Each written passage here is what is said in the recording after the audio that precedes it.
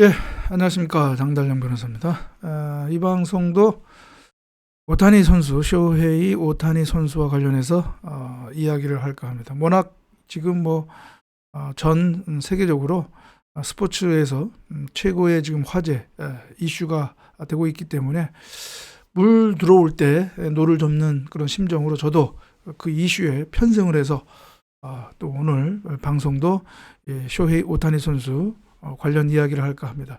이 사진은 바로 우리 오늘 오전에 우리 한국 시각으로 오늘 오전에 LA 다저스 스타디움에서 있었던 기자회견 미디어 컨퍼런스의 사진입니다. 지금 그 LA 다저스하고 오타니 선수의 계약 체결 이후에 첫 어떻게 보면 공식 행사라고 할 수 있을까요? 많은 기자들 앞에서 이렇게 유니폼도 입고 사진 찍고 그 다음에 또 기자들의 일문 일답 기자회견 형식으로 또 이렇게 진행을 했습니다. 지금 이 사진에 여러분들 보시기에 왼쪽 흰 백발의 남자분이 바로 이제 마크 월터라고요. 그러니까 이제 이 LA 구단 그 다저스의 이제 구단주 오너이자 체어맨이 되겠고, 오른쪽에 조금 젊은 분이 바로 앤드류 프리드만이라고 프레지던트 LA 다저스의 프레지던트가 되겠습니다. 그 베이스볼 오퍼레이션 부분의 이제 프레지던트가 되겠습니다. 세오는 이제 따로 있고요. 스탄 카스텐이라고 이제 다른 분이 있는데, 아무튼 지금 이 사진에는 이제 이렇게 두 분하고 찍었습니다. 그 많은 매체에서 오늘 그 기자회견 그 구체적인 내용을 또 그 올렸더라고요. 텍스트로 해가지고 그 질문과 그다음에 오타니 선수의 답변 이것들을 다 또 텍스트로 해서 그 매체에 다 올렸더라고요. 그래서 근데 제가 한번 저도 주의 깊게 한번 그 오타니 선수의 발언을 한번 이렇게 주의 깊게 읽었는데, 그 중에서 제가 좀 인상 깊게 제 기억에 남는 거는 그 자기가 이제 그 LA 다저스를 선택하는 데 있어서는 뭐 그렇게 오래 걸리지 않았다. 이제 기다릴 수가 없었다. 그렇게 했고요. 그다음에 LA 다저스를 선택한 배경, 뭐 이유와 관련해서 바로 이 사진에 이 마크 월터하고 그다음에 이제 프리드만 그 이 집행부 오너십에 대한 어떤 그런 신뢰가 있었다. 그러니까 향후 야구단 운영에 있어서의 어떤 뭐 그런 가치라고 할까요? 철학, 이것이 정말 마음에 들었다라고 하는 그런 부분이 있더라고요. 그런 취지의 그런 답변도 있더라고요. 그래서 제가 그걸 보고 좀 이제 생각을 하게 됐습니다. 그래서 이 LA 다저스를 그 오타니 선수가 이렇게 선택한 것과 관련해서 그런 내용을 봤을 때, 제가 오늘 요 제목에 방송 제목에 단 것처럼 오타니 선수가 이제 선수 은퇴, 이제 어차피 이제 은퇴를 이제 할 수밖에 없잖아요. 이제 어느 정도 나이가 들면 아마 제 생각에는 이제 뭐 큰 문제가 없으면 그 계약대로 LA 다저스와의 계약대로 하면 이제 10년 후에는 이제 그거 한 거의 한 무슨 이제 30대 후반, 이제 40 가까이 되는데, 그때는 이제 나이상도 그렇고 아마 이제 은퇴를 고려할 시기가 이제 될 것 같은데요. 그 은퇴 이후에는 LA 다저스의 대표 뭐 CEO나 아니면은 그 베이스볼 오퍼레이션의 그 프레지던트가 될 수도 있겠다라는 생각을 했습니다. 이거는 뭐 제 뇌피셜, 장피셜입니다. 이건 뭐 어디서 뭐 제가 근거를 가지고 어떤 근거를 갖고 얘기하는 건 아니고요. 그 오타니 선수와 LA 다저스의 그 계약에 관한 몇 개의 이제 특별한 그런 특별 약정이 있잖아요. 그거하고 그다음에 그런 그 계약 사항들 보고, 그다음에 오늘 기자회견에서 오타니 선수의 어떤 현재의 LA 다저스 집행부에 대한 어떤 또 그런 신뢰 표현, 이렇게 봤을 때 충분히 그런 가능성도 배제할 수 없다. 이제 그런 판단이 들어서 제가 여러분들한테 제 한번 생각을 이야기해 보려고 합니다. 예. 뭐 여러분들은 뭐 안 믿으셔도 뭐 무슨 택도 없는 소리 뭐 이렇게 하셔도 뭐 상관은 없는데, 아무튼 뭐 제가 이제 그렇게 얘기를 하려고 합니다. 예. 일단은 이제 그거 관련해서 그 얘기를 먼저 해야 될 것 같아요. 일단 이미 뭐 많은 언론에도 나왔지만 오타니 선수 그 계약에 있어서 크게 이제 두 가지의 어떻게 보면 특이하게 있었잖아요.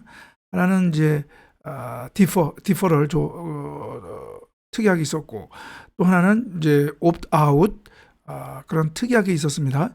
그러니까 하나 그 디퍼럴 계약은 뭐냐, 디퍼럴 조항은 뭐냐면 10년 이제 7억 달러 그 계약금 중에서 2억 달러만 빼고 나머지 이제 2천만 달러만 빼고 나머지 이제 6억 8천만 달러는 계약 기간 끝나고 나서 그러니까 2034년부터인가요?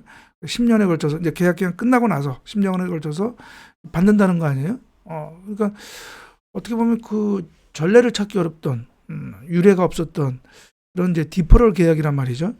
그래서 어느 언론에서는 어느 매체에서는 이거 10년 이후에 받는 거니까 이걸 현재 가치로 계산을 하면 뭐 한 4억 5천만 달러가 좀 안 된다. 7억 달러지만 현재 가치로 환산했을 때는 뭐 4억 뭐 5천만 약간 가까운 그런 계약이 된다. 물론 그럼에도 야구 쪽 MLB에서는 이제 최고 계약이 될 텐데, 아무튼 뭐 그런 얘기도 있었듯이 뭔가 좀 우리가 상식적으로 봤을 때는 약간 좀 뭐 어떤 그 매체에서는 뭐 이상한 계약이다라고까지 표현을 했지만 아무튼 그렇게 했단 말이죠. 예, 그렇게 했습니다. 그거는 한편으로 다르게 생각을 해보면 그만큼 LA 다저스와의 어떤 그런 장기 롱텀에 대한 어떤 그 관계에 대한 어떤 그래도 어떤 믿음이 있었지 않았을까. 그러니까 LA 다저스 구단에 대한 믿음, 집행부에 대한 믿음이죠. 집행부에 대한 믿음. 그게 이제 바탕이 됐었고, 그다음에 또 하나 이러한 지금 이 마크 월터 또는 이 프리드만에 대한 그런 신뢰감, 그것이 결정적으로 이제 확인된 것은 뭐냐면 바로 옵트아웃 특약입니다. 옵트아웃 조항을 넣었습니다. 포함을 했습니다. 그 얘기는 뭐냐면 마크 월터 등 또는 프리드만 등 이 집행부 있잖아요. 이 사람들이 만약에 계약 기간 중간에 만약 교체가 됐다, 다른 사람으로 이렇게 변화됐다라고 하면 오타니 선수가 계약을 해지할 수 있는 이른바 계약 해지권을 이제 보장을 받은 거죠. 그 얘기는 뭐냐면 이 두 사람 포함한 집행부에 대한 지금 LA 다저스 오너십에 대한 어떻게 보면 그런 어떤 믿음, 신뢰가 있는 거죠. 그러니까 그런 거 없이는 그런 옵트아웃 특약을 체결을 할 리가 없거든요. 그렇습니다. 그래서 이러한 계약에 대한 이러한 사정을 봤을 때 저는 다음과 같이 저는 이렇게 판단을 하는데, 일단 그 중에 하나가 또 재밌다기보다는 제가 저번 방송에도 한번 보여드렸던 것 같은데, 이 사진을 한번 먼저 보여주고 이야기를 계속 이어가게 했습니다. 이게 뭐냐면 2023년도 MLB 프랜차이즈 밸류 가치 이제 순인데요. 1위가 이제 뉴욕 양키즈가 되겠고요. 2위가 로스앤젤레스 다저스가 되겠습니다. 그런데 이제 그 가치가 얼마냐면 52억 달러입니다. 52억 달러. 뉴욕 매치가 이제 71억 달러가 되고요. 근데 이 52억 달러죠. 이 52억 달러 현재 가치가 52억 달러인데 여기 오타니 선수가 계약 기간 종료 후 10년간 받을 6억 8천만 달러가 달러 그거가 이 가치를 기준으로 해서 봤을 때는 약 10% 비율입니다. 예, 그러니까 약 6억 8천 만 달러 대 52억 달러니까 이거를 나누면 약 10%가 됩니다. 그러니까 이거는 이제 지분 현재 가치를 기준으로 했을 때에는 약 10% 현재 52억 달러의 10%에 해당하는 그 6억 8천만 달러를 이제 10년 이후에 받게 되는데 그 상당히 그 적지 않은 금액이죠. 상당한 금액이란 말입니다. 그래서 나중에 혹시 이 계약 기간 종료 후에 이 6억 8천만 달러를 혹시 6억 8천만 달러를 LA 다저스 운영법인 그러니까 구겐하임 베이스볼 매니지먼트 주식회사의 지분 그러니까 주식 지분으로 전환하는 혹시 별도의 어떤 이면 합의라 할까요? 그런 거를 체결할 수도 있지 않았을까? 나중에 계약 종료 후에 오타니 선수 측에게 그러한 옵션 권리를 주는 거죠. 그래서 나는 6억 8천만 달러 안 받고 LA 다저스의 지분을 내가 그만큼 내가 보유하겠다라고 하는 것. 지분이 있어야 뭔가 그 그러니까 임원으로서 참여할 수가 있겠죠. 그래서 일단 어떻게 보면 이제 LA 다저스 구단의 가치에 비교를 했을 때 근데 이제 그런 판단이 들기도 하고요. 일단 그렇습니다. 그 다음에 이 LA 다저스의 지금까지의 그러니까 그 LA 다저스의 어떤 역사라고 할까 오너십 역사를 보면 1883년인가요? 1883년일 겁니다. 1883년부터 지금까지 쭉 많은 그 교체가 있었거든요. 변경이 있었거든요. 그러니까 그 중에는 그러니까 처음에 그 쭉쭉 오다가 그 중에 뭐 예를 들어서 오말리 그 패밀리에 의한 그 소유도 있었고요. 1940년대 중반부터 해가지고 그 오말리 그 가족이 이제 그 1997년까지 이제 저거 했었습니다. 예. 했었는데 그러다가 이제 그 뉴스 코퍼레이션 그러니까 루퍼드 머덕 그 미디어 재벌 있잖아요. 그 회사가 또 이제 이 LA 다저스를 또 인수를 했다가 그 2000년대 초반인가 그때 또 이제 프랭크 맥코트라고 하는 이제 어떤 그런 그 자산가한테 또 자산가 그 사람이 또 이제 LA 다저스를 이제 인수를 했잖아요. 이제 했다가 2012년에 제가 지난 방송에 얘기했듯이 이 마크 월터라고 하는 그 구겐하임 그 파트너스 오너인 이 마크 월터가 매직 존슨이라든가 다른 사람들과 함께 컨소시엄을 구성을 해서 구겐하임 베이스볼 매니지먼트를 회사를 설립을 해서 이걸 인수를 했단 말이죠. 그래서 그때 뭐 기사에 보면 이제 20억 달러의 이 LA 다저스하고 이 구장 스타디움을 합쳐서 이렇게 인수를 했다고 합니다. 그리고 또 최근에는 또 그 빌리진 킹이라고 그 여자 테니스 프로 선수 출신의 테니스 원로가 있거든요. 여성. 그분하고 또 몇 사람이 또 다시 이제 조인을 했다고 합니다. 그러니까 이제 지분 투자죠. 지분을 투자를 해서 지분을 얻고 이제 또 했고 또 최근에도 또 이제 뭐 다른 몇 명이 또 같이 이렇게 했습니다.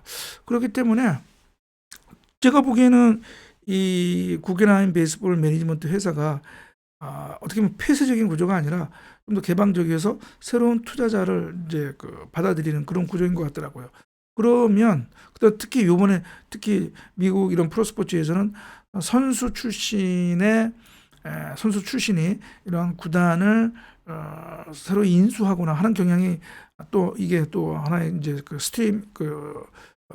스트림을 형성하고 있거든요. 그러면 제가 보기에는 이 오타니 선수도 충분히 그럴 가능성이 있지 않을까 이제 생각이 들고요. 사실 뭐 그 6억 8천만 달러 없어도 오타니 선수는 뭐 이제 앞으로 선수 생활 기간 동안 매년 적어도 5천만 달러의 이제 오프필드 수익을 창출할 수가 있잖아요. 뭐 광고라든가 스폰서십이라든가 그런 뭐 이런 자서전 같은 IP 계약을 통해서 엄청난 수익을 올릴 수가 있단 말이에요. 그러니까 뭐 셀러리를 뭐 7억 달러 중에서 매년 200만 달러만 이제 받겠다는 거 아니에요. 2년 그러니까 200만 달러 그러니까 10년간 2천만 달러만 받겠다는 거 아닙니까? 6억 8천만 달러 안 받고. 그러니까 6억 8천만 달러가 그런 어떤 그 담보, 그러니까 구단에 대한 지분 참여에 대한 담보가 될 수도 있겠다 이제 그런 생각이 들거든요. 이제 저는 이제 그렇게 듭니다. 그래서 이 조금 전에 얘기했던 마크 월터, 이 구겐하임 베이스볼 매니지먼트의 이제 오너 체어맨이 이제 이분인데, 이분이 상당한 문제 자산과 재력가죠. 미국에서. 그래서 이분이 또 스포츠 쪽에 상당히 이제 관심을 갖고 있다고 합니다. 그래서 이분이 또 이제 그렇게 하고 있고, 그 다음에 이제 이 MLB 사이트에 가보면 이 LA 다저스의 이제 프론트 오피스 디렉토리가 있습니다. 여기 보면 이제 이그제큐티브 오피서하고 이제 여기 쭉 나옵니다. 예. 그래서 여기 보면 오너 체어맨이 이제 마크 월터고, 그다음에 그 베이스볼 오퍼레이션의 프레지던트가 앤드류 이제 프리드만인데, 충분히 이제 예를 들어서 그 오타니 선수가 은퇴 후에 지분을 가지면서 여기에 뭐 저기 베이스볼 오퍼레이션 또는 뭐 저기 CEO로서 뭐 할 수도 있겠죠. 예, 뭐 그럴 가능성은 아예 배제할 수는 없는 거죠. 그다음에 또 제가 이러한 오타니 선수의 이러한 어떤 그 걸 생각한 이유는 오타니 선수가 야구에 대한 사랑이 이제 정말 특별하고요. 정말 아주 긍정적이고 바른 가치관을 갖고 있다는 거죠. 그렇기 때문에 지금까지 아주 생활이 아주 그냥 건전하고 뭐 어떠한 무슨 뭐 스캔들도 일으키지도 않고 오직 야구만을 생각한단 말이죠. 그리고 뭐 지난번에 그 일본의 중고교 야구부에 그 글러브도 선물할 정도로 아주 그러한 어떤 그런 공익적인 일에 상당한 이제 관심을 갖고 있습니다. 그러면 오타니 선수가 이러한 야구 은퇴 이후에도 야구에 대해서 뭔가 기여를 하고 그런 가치관을 실현시킬 수 있는 것은 야구단을 운영하는 것 아닐까. 물론 뭐 야구단 운영 뭐 일본에서 할 수 있죠. 일본에. 그런데 일본의 어떤 그런 야구단 운영의 폐쇄적인 그런 것에 비해서 이 LA 다저스의 약간 그 오픈하는 그러한 그 구조 속에서, 그다음에 또 세계 최고의 또 이제 그 MLB에서 이제 구단이 되기 때문에 거기서 자기의 어떤 그런 가치관, 야구에 대한 사랑을 어떤 프레지던트나 CEO로서 이렇게 뭐 구현하는 것, 그런 것을 충분히 저는 오타니 선수가 생각할 수 있지 않을까, 이제 그런 생각을 하게 됩니다. 그래서 저는 충분히 그럴 가능성이 있고, 제가 앞에서 얘기한 것처럼 이 두 사람을 포함한, 그러니까 마크 월터 오너, 그다음에 프리드만 프레지던트에 대한 좀 무한한 그런 신뢰, 야구단 운영에 대한 어떤 철학 가치관에 대한 그런 어떤 신뢰를 보인 것을 보면, 그리고 이 두 분이 물러나면 나도 이 계약을 해지하겠다라고 하는 그 특약을 체결한 거 보면 충분히 그럴 가능성도 있겠다. 그러면 그런 이면 합의로 하지 않았을까. 그리고 제가 지난 방송도 얘기했지만 그 MLB, CBA 컬렉티브 바기닝 어그리먼트 단체 협약에는 이러한 디퍼에 대한 보상에 대한 제한이 없습니다. 그러니까 이 디퍼를 하는 대신에 어떤 보상, 어떤 것을 하든지 상관없다라고 하는 거거든요. 그러면 뭐 이러한 합의로서 그 디포된 계약 금액을 나중에 구단 운영법인의 지분으로 전환을 해서 이렇게 하는 거에 대한 것도 아무런 이제 CBA 이상 문제가 없단 말이죠. 그러면은 저는 뭐 충분히 가능성 있는 얘기다. 뭐 이렇게 저는 생각을 하는 거죠. 예, 그렇습니다. 뭐 전혀 뭐 엉뚱한 생각이라고 생각하지 않는데, 그래서 여러분들은 생각도 어떤지는 모르겠습니다. 그러면 이제 오늘 방송은 여러분 이것으로 마치고요. 또 다음 방송에서 여러분 뵙도록 하겠습니다. 감사합니다.